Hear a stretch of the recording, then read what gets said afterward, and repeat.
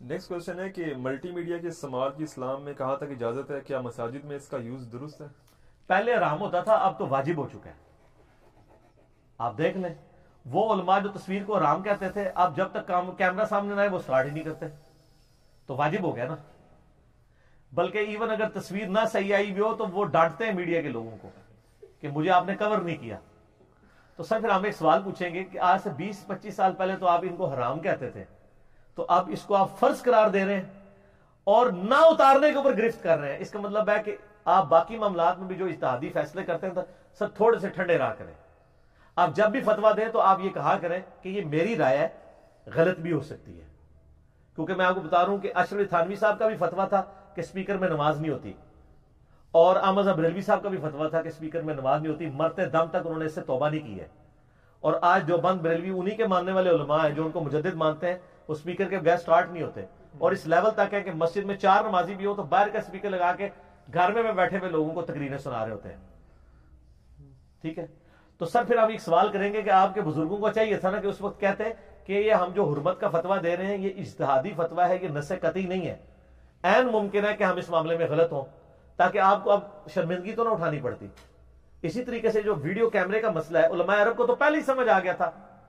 70s 80s میں doctor اسرار کو، طاہر القادری صاحب کو، ڈاکٹر طاہر القادری صاحب، ان لوگوں کو اس زمانے میں جو باتیں سمجھ تھی ہمارے باقی مولویوں کو اب آ کے سمجھ آئی ہیں. سعودی علماء کو اس وقت کی چیزیں سمجھ تھی، انہوں نے اسی وقت فتوے دیے تھے کہ یار یہ تو وہ والی تصویر ہی نہیں ہے. میرا یوٹیوب پہ کلپ بھی ہے، اسلامک رولنگز آن پکچر، تو آپ دیکھ لیں. تو اس میں نے دلائل دیے کہ یہ تو نبی الاسلام بھی آئینہ دیکھتے تھے، یہ تو عکس والا معاملہ اس کے ساتھ آتا ہے. وہ تصویریں اور ہیں جن کی عبادت کی جائے، جن کو تعظیم کی نیت سے لٹکایا جائے، وہ احکامات بالکل ڈیفرنٹ ہیں. ورنہ تو بت بھی کسی درجے میں جائز ہیں. بخاری مسلم میں کہ حضرت عائشہ گڑیا سے کھیلا کرتی تھی، تو گڑیا بت نہیں ہے، گڑیا انسان کی شکل کی ہوتی ہے نا. تو لیکن بچے چونکہ اس سے کھیلتے ہیں، اس کی عبادت نہیں کرتے، رسپیکٹ نہیں کرتے، لہذا وہ بت کے زمرے میں نہیں آئے گی. تو اگر بت نہیں آتا بت کے زمرے میں تو تصویر تو وہ چھوٹی چیز ہے اس کے مقابلے میں. ہاں اگر کوئی اپنے بزرگوں کی تصویریں لگاتا ہے، ان کو ہار پہناتا ہے اور ان کے سامنے یوں کھڑا ہوتا ہے، وہ والا معاملہ غلط ہے. تصویر فی نفسی غلط نہ ہوئی، چھری فی نفسی غلط نہیں ہے.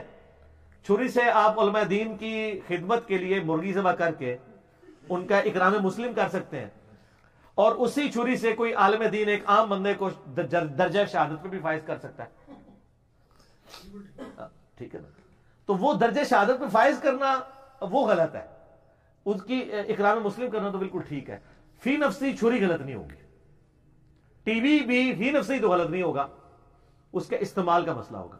تو ملٹی میڈیا بھی ٹھیک ہے. آپ دیکھ لیں سب سے بڑا ہنگامہ کھڑا کیا تھا دعوت اسلامی والوں نے. میں خود دعوت اسلامی میں رہا ہوں. پرانی فضان سنت، ہائے ہائے ہائے یاد آ گئی. میرے پچھلے دنوں کلپ بھی ہے جس کے شروع میں لکھا ہے کہ نبی علیہ السلام خواب میں آئے، انہوں نے فضان سنت اٹھائی بھی ہے، اور بڑا اس فضان سنت میں جس پہ نبی علیہ السلام خوش ہوئے تھے لکھا ہوا ہے کہ تصویر بنوانا حرام، بنانا حرام. پھر اس میں انہوں نے لکھا ہے کہ آج کل جو یہ تصویریں بنائی جاتی ہیں اسی کی وجہ سے ہمارے گھروں میں نوستیں ہیں. پھر انہوں نے لکھا کہ ایک اسلامی بہن کا بیان ہے کہ ان کے گھر ٹی وی تھا، انہوں نے ٹی وی اٹھا کے گھر سے باہر پھینک دیا. نبی علیہ السلام کی خواب میں زیارت ہوئی، فرمایا تم نے میرے دشمن کو نکال دیا اس لیے میں تمہیں زیارت کروانے آیا ہوں. لیکن آج فضان مدینہ میں اتنے بڑے ٹی وی لگے ہوئے ہیں جو آپ کو سینموں میں بھی نظر نہیں آتے. مدنی چینل پہ دیکھ لیں. تو سر میں ایک سوال کرتا ہوں کہ کیا پہلے آپ نے جھوٹے خواب نبی علیہ السلام پہ باندھے تھے؟ یہ آپ نے رجوع کیا ہے یا نبی علیہ السلام نے رجوع کیا ہے؟ بالکل نبی علیہ السلام نے رجوع کیا ہے یا آپ نے کہانی کروائی ہے؟ ٹھیک ہے نا؟ آپ کو بات میں سمجھ آئی ہے تو آپ پہلے ذرا تھوڑا سا نا انہی معاملات کو صحیح طریقے سے لے کے چلا کریں تاکہ بعد میں انجینئرنگ نہ ہو. پھر انجینئرنگ ہوتی ہے تو آپ کو پھر غصہ آتا ہے. تو اسی لیے میں اکثر ایک جملہ بولتا ہوں، پھر بھی عرض کر دیتا ہوں کہ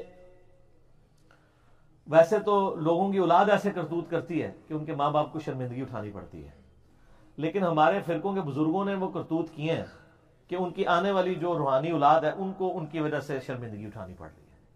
تو سر آپ ان بزرگوں سے دستبردار ہو کے اس شخص کو اپنا بزرگ مان لیں جس کو اللہ نے آپ کا بزرگ بنایا. ما ضل صاحبکم وما غوی، تمہارے نبی نہ کبھی بہکے ہیں نہ کبھی بہرا چلے.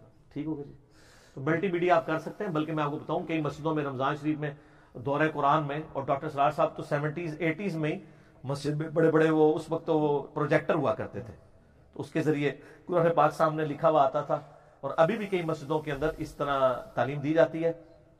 تو اس سے بھی آگے جا چکے ہیں، دعوت اسلامی کی مسجدوں میں تو باقاعدہ کیبل نیٹ ورک کے ذریعے انہوں نے ٹی وی اٹیچ کیے ہوئے ہیں، اور اس میں بعض کا چینل چینج کرتے ہوئے کچھ آ بھی جاتا ہے، ٹھیک ہے نا۔ تو وہ لیکن ظاہر ہے بزرگوں نے کیا ہے تو وہ پھر جائز ہی ہوگا۔